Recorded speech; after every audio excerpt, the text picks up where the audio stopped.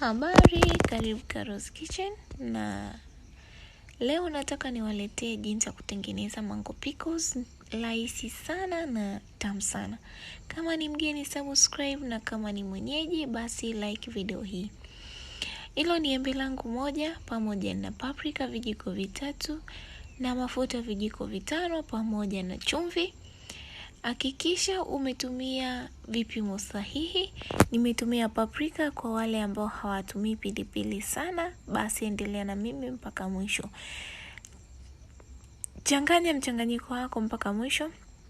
Kama ni container lenye mfuniko, basi funika, na mimi nimependa kutumia hiyo kwa ajili ya kuweka. Naweka masaa 24 sehemu yenye joto la kawaida.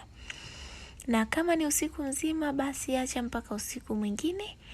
Na baada ya masaa 24 kama mnavyoona, mango pickles yangu imekuwa kama ina rojo, na hii ni chumvi ilivyokutana na embe, basi ilitengeneza sosi.